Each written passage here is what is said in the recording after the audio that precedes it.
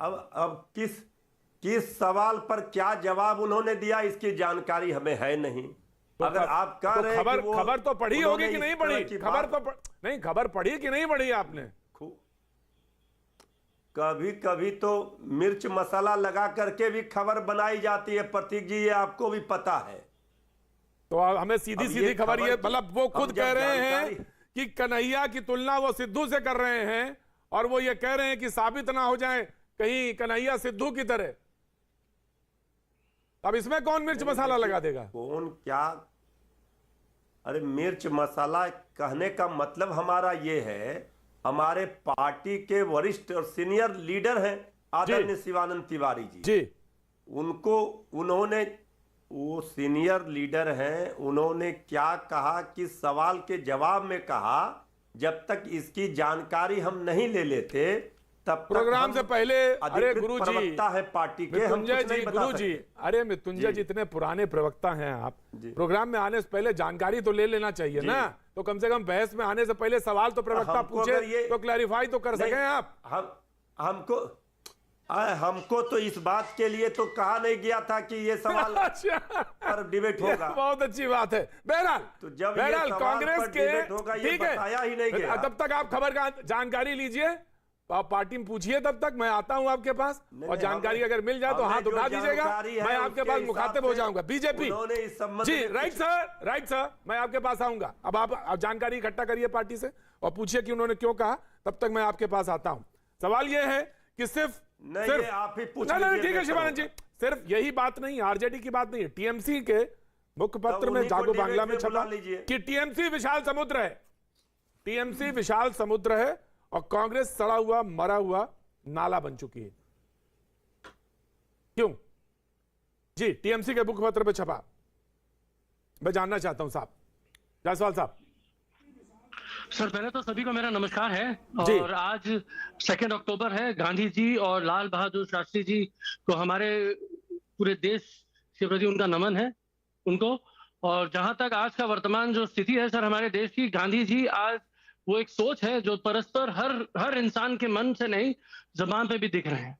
और जो शास्त्री जी का जो नारा था जय जवान जय किसान, आज वो अद्भुत तरीके से प्रखर रूप से सबके लिए वो एक मंत्र का काम कर रहा है। मानव आज मैं राहुल गांधी की पार्टी की बात कर रहा हूं। मैं आज महात्मा गांधी वाला तो है, मुझे मालूम है ना सर। आज जो है सर, मैं आपके माध्यम से पूरे देश को मैं अवगत कराना चाहता हूं कि ये गांधी और शास्त्री का देश है।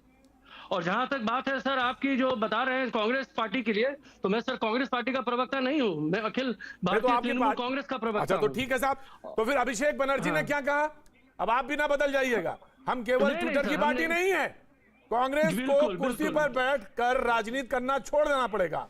अगर वो बीजेपी से नहीं लड़ सकते तो हम लड़ सकते हैं। मानव जायसवाल। बिल्कुल जी सर, आप बताइए। हम लड़ रहे हैं और बीजेपी को परास्त कर रहे हैं। जिस तरीके से उनकी चक्रवर्ती बने एक अद्भुत तरीके से कौरवी सेना जो बंगाल में आई थी, हर तरीके से षड्यंत्र उन्होंने रचा था, चक्रव्यूह रचा था। और मुझे याद है मैंने आपको डिबेट में बोला था, हमने चक्रव्यूह तोड़ा भी है और हमने भेदा भी है। सर अखिल भारतीय सर एक मिनट सर, जहां तक बात है अखिल भारतीय तृणमूल कांग्रेस की, तृणमूल जो मतलब है ना सर, इसको जानने की बहुत जरूरत है। तृणमूल का मतलब होता है ग्रास रूट, माने ग्रास माने जो घास होता है और घास का जो जड़ होता है। अब जितने घास काटोगे उतना घास फैलेगा। और सबसे बड़ी बात है सर, हम जमीनी स्तर पे काम कर रहे हैं और हम कांग्रेस से ही निकली हुई पार्टी हैं, उन्हीं की एक शाखा रही हुई है। और जहां तक बात है, हमने परस्पर उसी आइडियोलॉजी के नेतृत्व करते हुए आगे बढ़ा है। हमको सर्वधर्म संभव पता है, हम हर धर्म को मानते हैं, हम सेक्युलरिज्म को मानते हैं, हम फेडरलिज्म को मानते हैं, हम गांधी के अनुयायी हैं, हम गोडसे के अनुयायी नहीं हैं।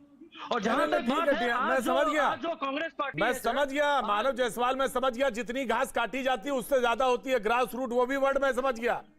तो ये दोनों चीजें लैग कर रही है क्या बीजेपी कांग्रेस? मैं ये जानना चाहता हूं मानव जायसवाल। बिल्कुल सर, हमने जो देखा है कुछ सालों में, जिस तरीके से कांग्रेस में जो ये G23 हो या कोई भी, मुझे टिप्पणी नहीं देनी चाहिए, लेकिन कांग्रेस को बहुत सारे आत्मचिंतन की जरूरत है। ये मैंने भूतकाल में रह के आप भविष्य की चिंता नहीं कर सकते।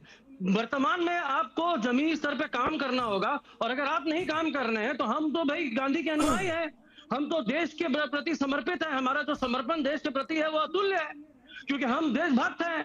हमको ये फर्क नहीं पड़ता कि हमारे सामने कौन है, हमने आवाज देना सीखा है सर। हम टैगोर की धरती से आए हैं, और जहां ये गाना काफी प्रचलित रहा है, अकेला चलो रे।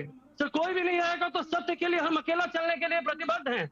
जी Surendra Rajput ji, now you please answer. Surendra Rajput ji, जी सुरेंद्र राजपूत जी, तोड़ दिया गया था इस तरीके से। Right sir, right sir. Surendra Rajput ji, now you please कम।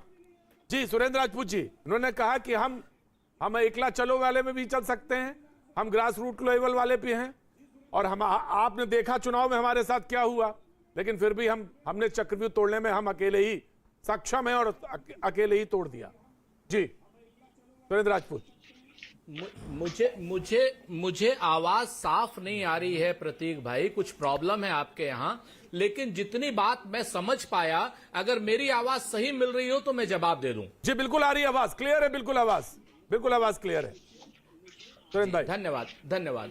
देखिए, दो बातें बड़ी साफ हैं। लोकतंत्र में कब कौन 2 पे पहुंच जाता है, कौन 303 पे पहुंच जाता है, ये पता नहीं चलता। एक बात, तृणमूल कांग्रेस बंगाल में जीती है, उसको बधाई, उसने लोकतंत्र को बचाने का काम किया है, उसको बधाई।